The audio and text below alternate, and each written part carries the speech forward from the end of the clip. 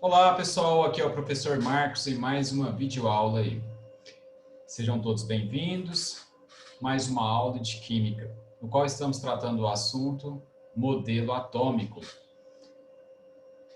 Estudar o modelo atômico nada mais é do que tentarmos entender como é a estrutura das pequenas partículas, das pequenas unidades que formam a matéria, que chamamos de átomo. A gente já viu a parte 1 dessa aula e nós abordamos até o átomo proposto por J.J. Thomson, J.J. Thomson, em aproximadamente 1897, ali no final do século XIX.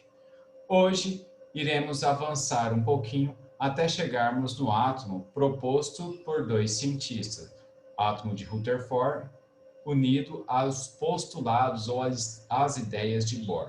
Então, nós chamamos de modelo atômico de Rutherford-Bohr, que foi proposto em aproximadamente 1913, ali no início do século XX. Então, vamos lá, galera. Vou compartilhar a tela com vocês e essa é a parte 2 da nossa aula a respeito de estrutura atômica.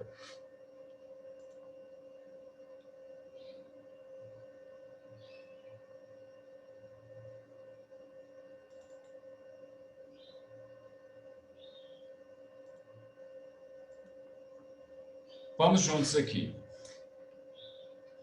A gente viu que o átomo de Dalton não contemplava a característica eletrônica da matéria. As propostas do átomo de Dalton ainda não havia sido descoberto que na matéria nós temos partículas menores do que o átomo e que possuem carga positiva e carga negativa.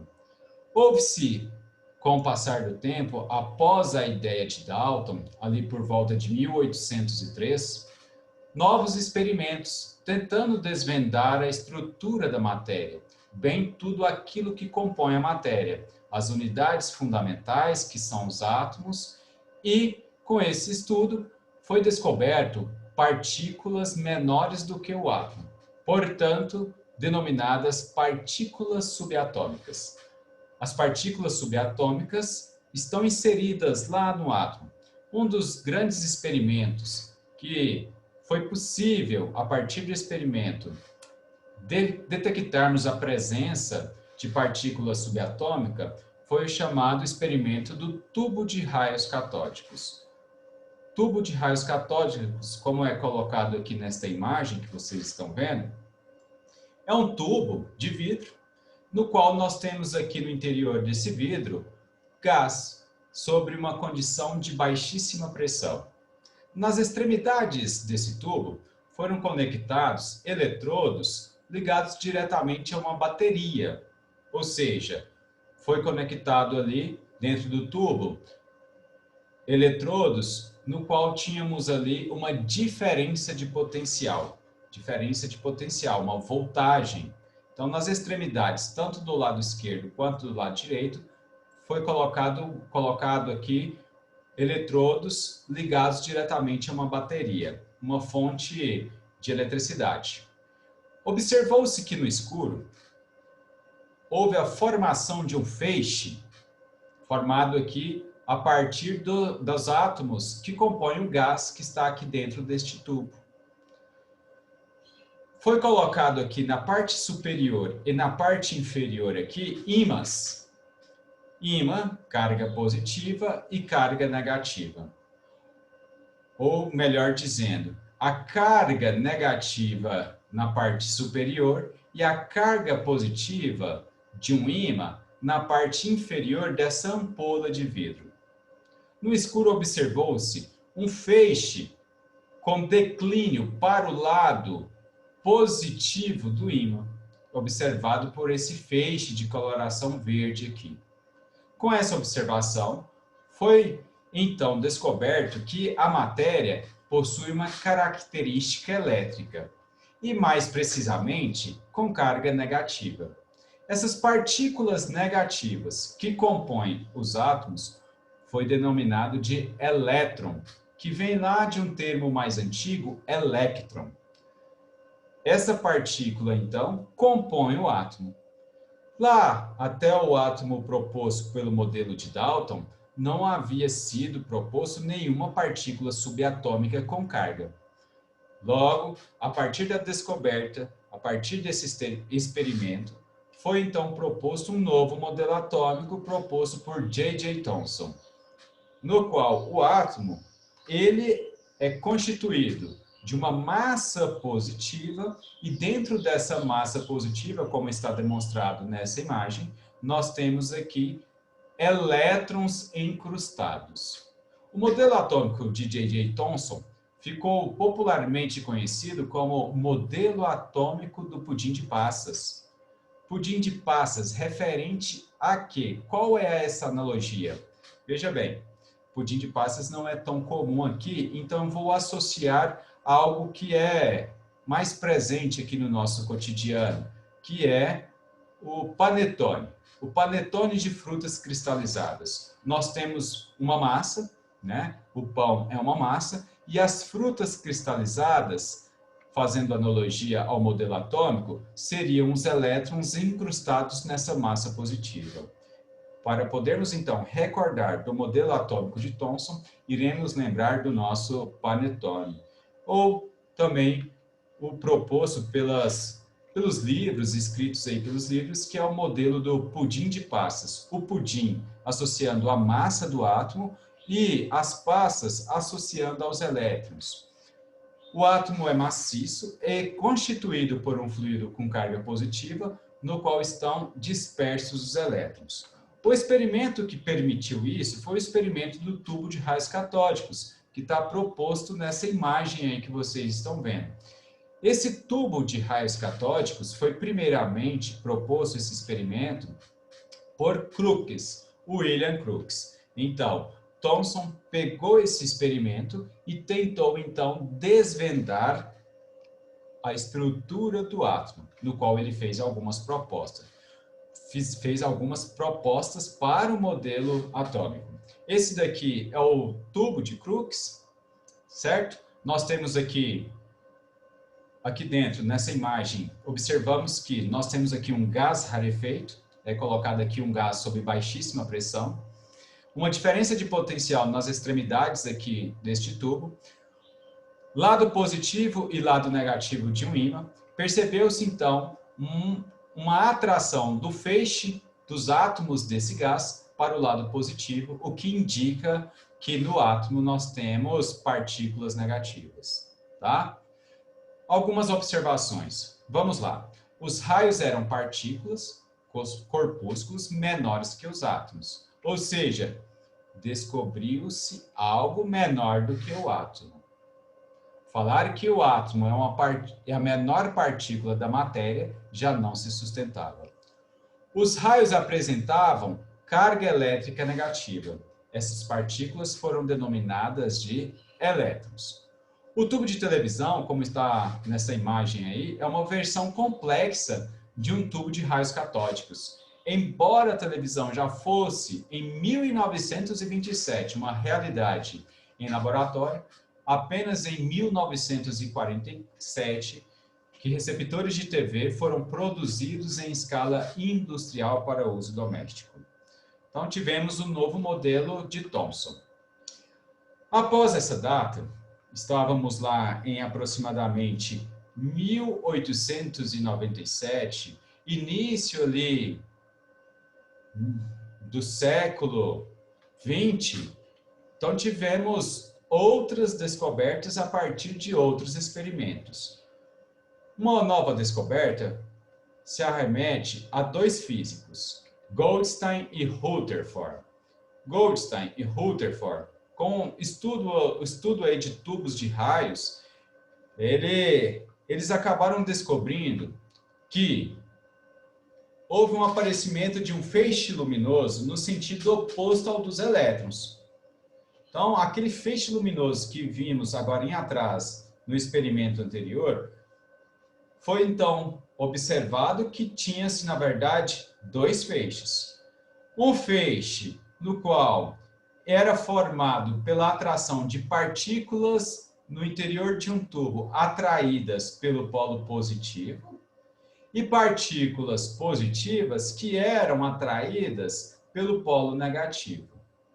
Então, houve-se, a partir desse experimento, essa observação: o aparecimento de um feixe luminoso no sentido oposto ao dos elétrons. Concluiu que os componentes desse feixe deveriam ter carga positiva. Esses componentes, pessoal, foram denominados de prótons, significado em grego, primeiro. Próton significa primeiro, tá? É o significado do termo, da palavra próton em grego. Mas nós já sabemos que próton é uma partícula subatômica que possui carga positiva. E descobriu-se também que a massa do próton é 1836 vezes maior do que a massa de um elétron. Tá? Embora o próton foi inicialmente considerado uma partícula fundamental, um próton é agora compreendido a ser composto por 3 quarks, 2 quarks up e um quark down, representado por essa imagem aqui. Então, a composição do próton é uma composição de quarks, no qual nós temos 2 quarks up e um quark down. Isso é um conceito da física moderna. Eu coloquei aqui uma particularidade em relação aí à composição de um próton. Então, já sabemos que no átomo tem carga positiva e no átomo tem carga negativa. O primeiro modelo atômico que contempla a carga negativa, denominada de elétron em um átomo, foi proposto por J.J. Thomson. Logo após a descoberta do próton, responsabilizado aí por 2 cientistas físicos, Goldstein e Rutherford, então teve-se uma nova proposta de modelo atômico. Haja visto que no modelo atômico proposto por Thomson não contemplava essas partículas positivas denominadas de prótons. Então agora vamos investigar o modelo atômico de Rutherford. O modelo atômico que ficou popularmente conhecido como modelo atômico do sistema solar, associando ao sistema solar, no qual temos o Sol como centro do universo e todos os planetas que circulam ao redor dessa estrela gigante que chamamos de Sol. A associação ocorre da seguinte maneira: nós temos aqui no interior de um átomo uma região central, denominada de núcleo, e ao redor do núcleo atômico, que é bastante denso e que possui a grande massa do átomo, nós temos aqui os elétrons circulando ao redor.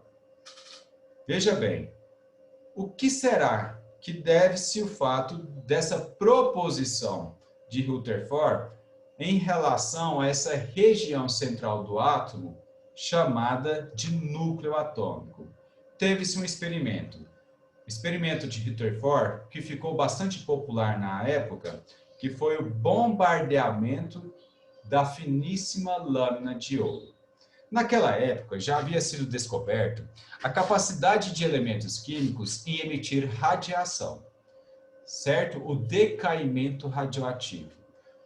Rutherford, então, começou a estudar esse decaimento radioativo, que é uma propriedade inerente a alguns elementos químicos, como o urânio radioativo e o plutônio radioativo. Veja bem essa imagem que nos pode dar algumas informações. Nós temos aqui um material radioativo. A radiação ela é constituída por algumas partículas que chamamos de partículas radioativas. Essas partículas radioativas, pessoal, conseguiu atravessar uma finíssima lâmina de ouro. Lâmina de ouro colocada aqui à frente. Tinha colocado o mouse aqui, deu uma falhadinha. Lâmina de ouro aqui à frente. Então vamos lá, ó. Retornando aqui à nossa imagem. Nós temos aqui, no interior dessa cápsula, uma cápsula de chumbo, um material radioativo. Já havia sido descoberta radioatividade e sabia-se que a radioatividade proveniente de alguns elementos químicos, ela não conseguia atravessar paredes de chumbo.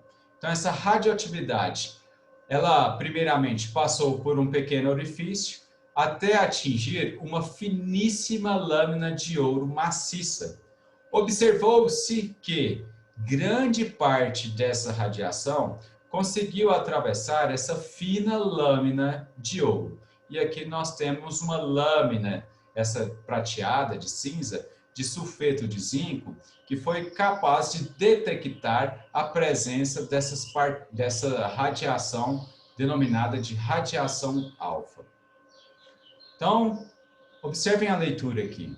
Para verificar se os átomos eram maciços, ou seja, completamente preenchidos no seu interior, Rutherford bombardeou uma finíssima lâmina de ouro de aproximadamente 0,0001 centímetros de espessura, com pequenas partículas de carga elétrica positiva, que são as radiação alfa, denominadas de partículas alfa, emitidas por um material radioativo. As observações feitas durante o experimento levaram Rutherford a tirar uma série de conclusões. Então vamos lá, para a observação e para as conclusões. A maior parte das partículas alfa atravessava a lâmina sem sofrer desvio. Significa então que essas partículas alfa, emitidas pelo elemento químico radioativo, atravessavam com facilidade essa finíssima lâmina de ouro sem sofrer nenhum desvio. O detalhe é, se uma partícula consegue atravessar algo que é totalmente preenchido por átomos, veja bem, uma fina lâmina de ouro é 100% preenchido por átomos, algo maciço, bastante compacto.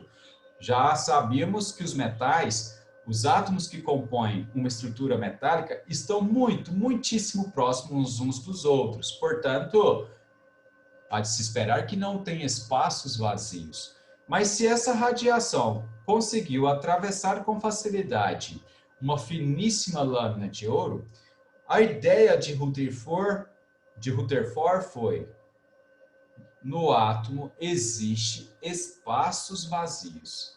Olha a conclusão dele aqui. A primeira conclusão aqui em relação à nossa observação A. A maior parte do átomo deve ser vazio. Nesse espaço, denominado eletrosfera, devem estar localizados os chamados elétrons. Segunda observação aí de Rutherford. Poucas partículas alfa, 1 em 20.000, não atravessavam a lâmina e voltavam. Então, parte dessa radiação batia aqui nessa finíssima lâmina de ouro e retornava. Tá? É como se eu desse um tiro com um revólver, uma bala, e essa bala retornasse para a sua origem. Tá? Esse é o detalhe. Conclusão dessa observação. Deve existir no átomo uma pequena região onde está concentrada sua massa. Essa região foi denominada de núcleo, melhor dizendo, núcleo atômico. Terceira observação. Algumas partículas alfa sofriam desvios de trajetória ao atravessar a lâmina. Então, ao atravessar a lâmina, esse feixe aqui de coloração rosa, algumas dessas radiações sofriam desvio. Não batia sem sofrer nenhum declínio. Sofria um desvio lá nessa lâmina aqui de sulfeto de zinco. Conclusão. O núcleo do átomo deve ser positivo, o que provoca uma repulsão nas partículas alfa. Então, veja bem, se lá no núcleo atômico tem algumas partículas positivas, e essa partícula que vai colidir o átomo sofre desvios, significa então que existem características iguais dessa partícula radioativa alfa em relação a algo que está presente no núcleo atômico. Tá? Essas foram as grandes observações aí a partir do experimento de Rutherford. O modelo propunha que a maior parte do átomo era vazia, o que explicava o fato de a maioria das partículas alfa atravessar a lâmina de ouro sem sofrer desvios. Os desvios das partículas eram explicados por sua repulsão, pela carga positiva do núcleo. Logo depois dessas descobertas de Rutherford, atribuída ao experimento de Rutherford, popularmente conhecido como bombardeamento radioativo em uma finíssima lâmina de ouro, ou bombardeamento da lâmina de ouro, a gente expressa apenas dessa forma, houve-se a descoberta de algo a mais que compunha o núcleo do átomo. Esse algo a mais que compunha o núcleo do átomo é uma partícula chamada nêutron. Essa partícula foi descoberta em aproximadamente 1932 por James Chadwick durante as experiências com material radioativo. Nêutron, por que essa denominação nêutron? Porque essa partícula não possui carga. Não possui carga nem positiva e nem negativa. Para Rutherford, o átomo tinha duas regiões distintas. O núcleo, que é essa região central, e a eletrosfera, que é essa região ao redor do núcleo atômico, onde nós temos grande probabilidade de encontrar o elétron, nos orbitais atômicos propriamente dito, e a gente vai ver ainda logo à frente o conceito de orbital atômico. Então, de momento, o que nós precisamos lembrar? Que a região central do núcleo do átomo é denominada de núcleo atômico. A região ao redor do núcleo atômico é chamada de eletrosfera, onde nós podemos encontrar os elétrons. Quais são as partículas que estão presentes lá no núcleo atômico? Prótons e nêutrons. Prótons, carga positiva, nêutrons não possuem carga. Aqueles mais interessados, principalmente no estudo da física quântica, da física moderna, vai, nas suas leituras, identificar o aparecimento de várias outras partículas, mas a nível médio é necessário estudar principalmente prótons, nêutrons, que estão no núcleo atômico, e os elétrons, que estão na eletrosfera. Vamos lá, vamos colocar em prática aí. Qual das alternativas a seguir apresenta uma informação correta sobre a descoberta do elétron? Vamos lá. O modelo atômico de Dalton contemplava a existência do elétron, embora ele não tivesse conseguido detectá-lo? Falso, né? No modelo atômico de Dalton não fala-se de partículas subatômicas. Letra B. O preenchimento da ampola de Crookes com diferentes gases e o uso de diferentes eletrodos levava a resultados diferentes de razão carga-massa. O preenchimento da ampola de Crookes, pessoal, foi apenas a descoberta da característica elétrica da matéria, a descoberta da presença de elétrons, certo? Lembrando que elétrons arbitrariamente possuem carga o quê? Negativa. Letra C. Os raios catódicos eram assim chamados, pois fluíam em direção ao cátodo. Também não. Vamos lá, ó. O tubo ficou conhecido lá de tubo de Crookes como tubo de raios catódicos. Fluíam em direção ao cátodo, não porque o cátodo tem um polo negativo, tá? É importante frisar isso. O cátodo é o polo negativo. O polo negativo de uma bateria é chamado de cátodo. Letra D. Com a massa dos elétrons determinada por Thomson, Millikan é o nome de outro cientista, Thomson e Millikan, pôde calcular o valor da carga dos elétrons. Também não foi a relação aí direta com a descoberta do elétron.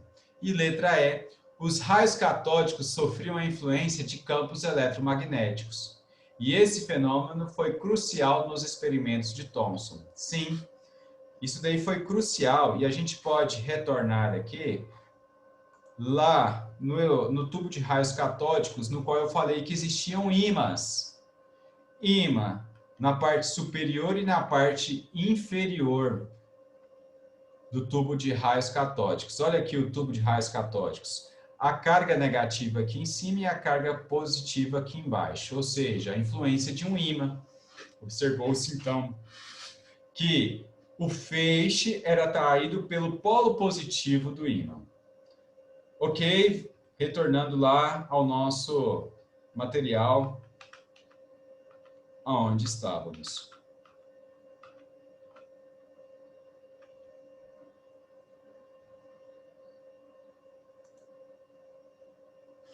Qual das alternativas a seguir indica uma característica da matéria que não pode ser associada ao modelo atômico proposto por Thomson? O átomo ser divisível. Thomson falou isso em átomo ser divisível? Nada disso. Letra B. O átomo apresentar grandes espaços vazios. Os grandes espaços vazios do átomo foi descoberto por Rutherford e não por Thomson. O átomo apresentar partículas carregadas eletricamente. E letra D, a massa dos átomos não ser significativamente alterada ao perder ou ganhar elétrons. Atribui-se a Thomson.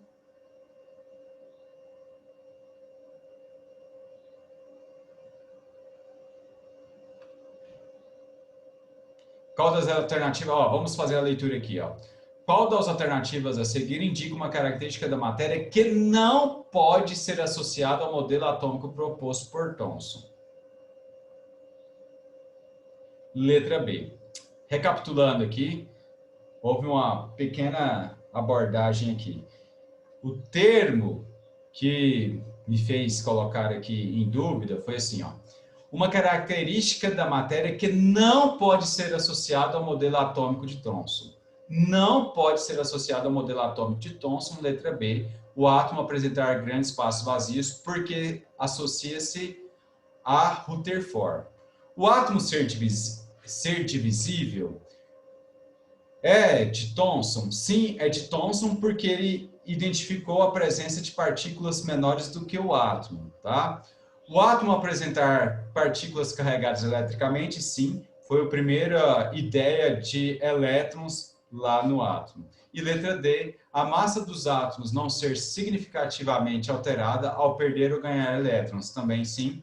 Tanto é que a massa do elétron é uma massa desprezível, entre aspas. A massa do elétron corresponde a aproximadamente 9,1 vezes 10 elevado a menos 31 quilogramas, que é uma massa extremamente pequena. Continuando aqui, pessoal. Os trabalhos de Joseph John Thomson e Ernest Rutherford resultaram em importantes contribuições na história da evolução dos modelos atômicos e no estudo de fenômenos relacionados à matéria. Das alternativas abaixo, aquela que apresenta corretamente o autor e uma de suas contribuições é: letra A. Thomson concluiu que o átomo e suas partículas formam um modelo semelhante ao sistema solar? Será que foi Thomson ou será que foi o modelo atômico de Rutherford? Thomson constatou a indivisibilidade do átomo? Letra C. Rutherford, pela primeira vez, constatou a natureza elétrica da matéria? Foi Rutherford ou foi Thomson? Thomson, a partir de experimentos com raios catódicos, comprovou a existência de partículas subatômicas. E letra E. Rutherford reconheceu a existência de partículas sem carga elétrica denominada nêutrons. Pessoal, letra D, né? Thomson, a partir dos experimentos do tubo de raios catódicos, comprovou a existência dos elétrons no átomo, a partícula com carga negativa. Mais uma para a gente poder fixar o conteúdo que nós já vimos. Ao fazer incidir partículas radioativas numa lâmina metálica de ouro, Rutherford observou que a maioria das partículas atravessava a lâmina. Algumas desviavam e poucas refletiam. Várias conclusões foram retiradas dessas experiências, exceto qual? O núcleo é a região mais densa do átomo? Ok. O átomo apresenta predominantemente espaços vazios? Sim, porque grande parte da radiação atravessou a finíssima lâmina de ouro. Letra C. O núcleo é praticamente do tamanho do átomo? Não, o núcleo não é praticamente do tamanho do átomo. O núcleo é bem menor do que o átomo, bem menor do que o átomo, e a região ao redor do núcleo nós chamamos de eletrosfera. Letra D. Os elétrons giram em torno do núcleo para garantir a neutralidade elétrica do átomo. Será que a neutralidade elétrica do átomo está em função desse constante movimento de elétron? Não é verdadeiro também. O núcleo atômico apresenta carga elétrica positiva e também carga elétrica neutra, né? Sem carga, melhor dizendo. Então, temos aí o núcleo é praticamente do tamanho do átomo. Ó. Várias conclusões foram retiradas dessa experiência, exceto uma. Qual aquela? O núcleo é praticamente do tamanho do átomo. Não é verdadeiro essa daí. A realização de experiências com descargas elétricas, mais uma questão, vamos juntos. Em tubo de vidro fechado, contendo gás a baixa pressão, produz raios catódicos. Esses raios são constituídos por um feixe de elétrons. O átomo, na visão de Thomson, é constituído de... Qual dessas daí? Cargas, o quê? Positivas e negativas. Cargas positivas e negativas. O modelo de Thomson propôs que o átomo seria formado por uma esfera de carga positiva, contendo elétrons incrustados, possuidores de carga elétrica negativa. Positiva, elétrons e negativa, letra D. Rutherford, ao fazer incidir partículas radioativas em lâmina metálica de ouro, observou que a maioria das partículas atravessavam a lâmina. Algumas desviavam e poucos refletiam. Assinale. Dentre as afirmações a seguir, aquela que não reflete as conclusões de Rutherford sobre o átomo. Então vamos lá. Os átomos são esferas maciças e indestrutíveis? Isso daí é lá do átomo de Dalton, letra A. Letra B, vamos lá. Ó. No átomo há grandes espaços vazios. Refletia isso daí? Sim. No centro do átomo existe um núcleo pequeno e denso? Sim. O núcleo do átomo tem carga positiva? Sim. Os elétrons giram ao redor do núcleo para equilibrar a carga positiva? Então, que não tem nada a ver aí com Rutherford, a letra A. Uma importante contribuição do modelo de Rutherford foi considerar o átomo constituído de um núcleo muito pequeno de carga positiva cercada por elétrons. Professor, mas lá no núcleo também não tem nêutrons? Sim, tem nêutrons. Já que um lado tem se lá inserido no nêutron tem carga positiva e neutra, obviamente que a carga total é positiva. Então, uma revisão aqui, ó. O átomo e as partículas subatômicas. As partículas fundamentais que constituem os átomos são prótons, nêutrons e elétrons, cujas características relativas são... Vamos juntos aqui, ó. Partículas, prótons, nêutrons e elétrons. Qual que é a massa relativa aqui? Próton 1 e carga relativa mais 1. Nêutron, massa 1, carga relativa do nêutron, 0, não possui carga. E do elétron, ela é 1836 vezes menor do que a massa de um único próton. E a carga relativa de um elétron é igual a menos 1. Então, principais características do átomo é próton de vermelho, nêutron de amarelo e verde o elétron. Veja esse átomo aqui, ó. Nós temos aqui 5 bolinhas verdes ao redor do núcleo atômico, certo? Nós temos aqui, vamos lá, retornando aqui, um de cada vez. Número de prótons, nós temos quantas bolinhas vermelhas? 5 bolinhas vermelhas. Nome do elemento químico. É importante eu ressaltar isso daqui com vocês. O número de prótons de um determinado átomo, ou de qualquer átomo, vem a ser a identidade de um átomo. Como assim, identidade do átomo? Cada átomo possui prótons, nêutrons e elétrons. A quantidade de prótons que ele tem lá no núcleo é o que define várias características do átomo. Por isso, afirmamos ser a identidade do átomo. Um átomo que possui um número de prótons igual a 5 corresponde a um átomo do elemento químico boro, tá? Porque todos os átomos do elemento químico boro possuem 5 prótons no núcleo atômico. Olha esse átomo aqui, ó. Nós temos quantas bolinhas vermelhas? 4 bolinhas vermelhas. Se nós identificarmos lá os átomos de quais elementos químicos que possuem 4 prótons no seu núcleo, é o berílio, tá? É o berílio. Próximo átomo aqui, apenas 2 prótons. O elemento químico é o hélio. Os diferentes tipos de átomos, elementos químicos, são identificados pela quantidade de prótons que possuem. Como eu acabei de afirmar, prótons, a quantidade de prótons, está associada à identidade do átomo, que nós chamamos de número atômico. Número atômico, representado pela letra Z, identifica a quantidade de prótons no núcleo que o átomo possui. Vamos rapidinho aqui, ó. Observe os átomos abaixo e compare o total de prótons e elétrons de cada um deles. Vamos à primeira imagem aqui.